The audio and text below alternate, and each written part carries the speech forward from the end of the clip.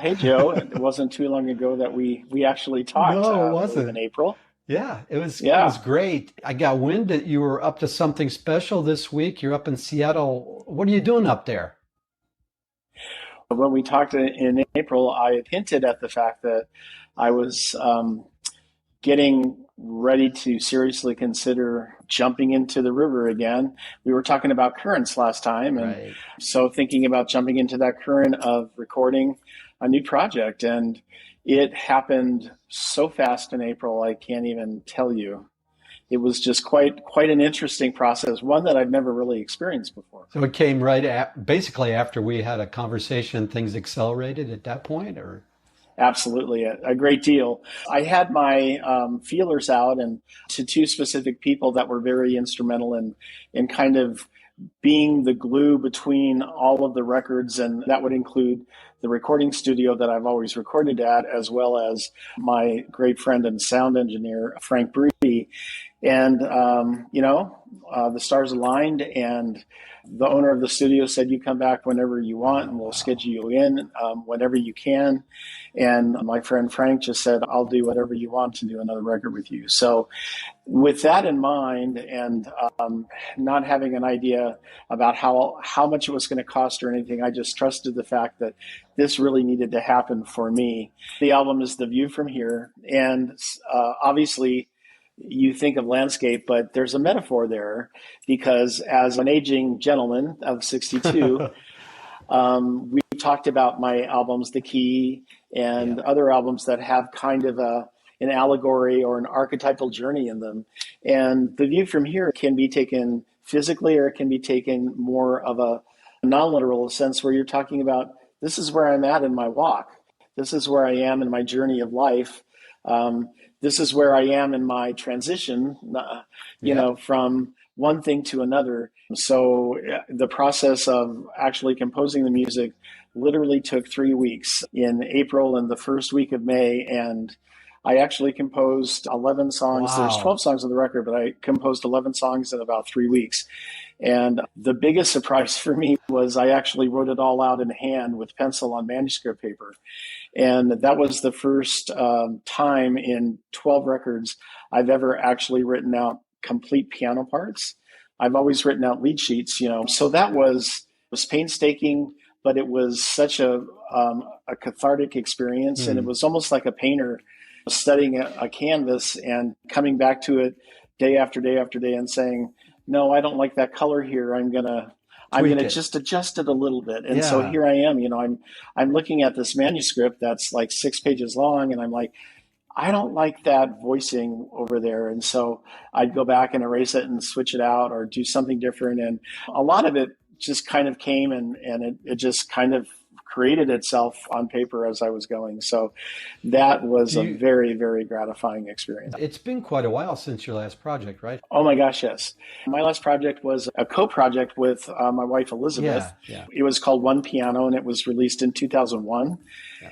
And so Yeah. after that release, the music industry was in such turmoil, and it just didn't seem reasonable to take any more personal risks in terms of releasing music at that point, Right. because everything was just kind of getting ignored, because record labels were realigning, and you know companies were chewing up other companies and cutting them in half, and so one thing led to another, and years passed, and I had other things to do, and being a teacher Teacher. and Yeah. a father and all of that. But just the relocation, if any of your listeners have listened to our first podcast, they understand that about 5 years ago we relocated to a small town in Colorado, and that really set my barometer, I suppose you could say, about a lot of things, and personally, and then just creatively.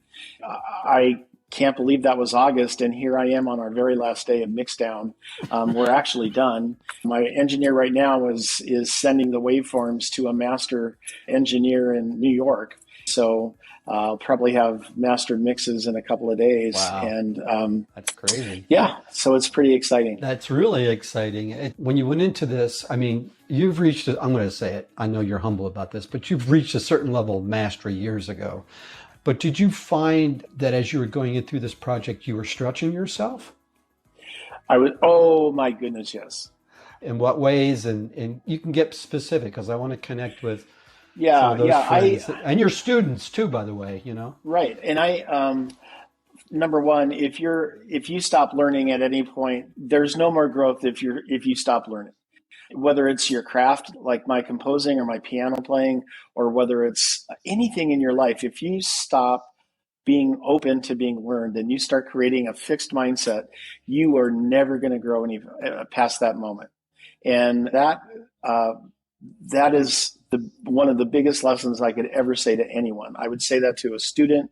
I would say that to anyone who would want any kind of advice from me. I would say always be a learner. So in that light, again, going back to the manuscripts, that's the first time I've ever done that. So that in itself stretched me. I thought, what am I doing? Because it took me, it really took me 8 hours probably every day for 2 weeks to physically capture what I was doing. And I just thought at any point during that process, I just thought, I don't know if I'm going to be able to pull this off. And then when I got done, I looked at everything I did and I said, I don't think I can play this.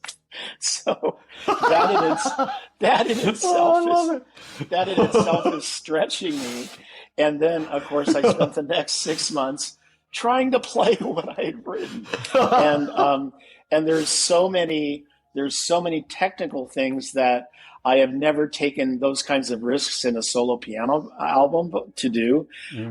Just the virtuosity that some of these pieces have, and how hard it is to really, I guess, express the highs and the lows, and just to be careful with your performances.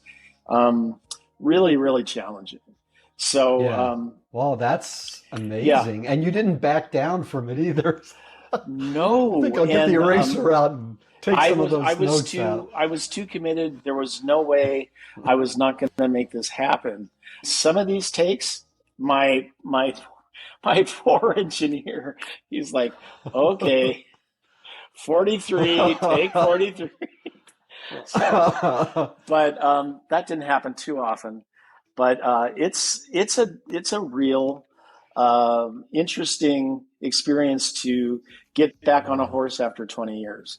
And I can't wait to hear it. I can't wait to hear it. Thank you. Well, it really, really is, I think, magical. And it's an experience from beginning to end. Much like maybe some of my instrumental albums can be, listeners can feel that way. But this is very intimate. And I think they're going to come away with sort of the same reward as they would listening to a big Michael Gettel record.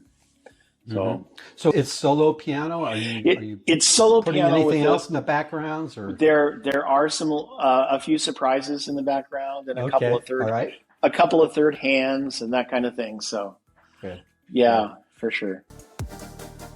Hey, thanks for joining me today on Titans of Transition. I hope you enjoyed the episode. Please check the show notes for additional information. Also, please like and subscribe to this channel.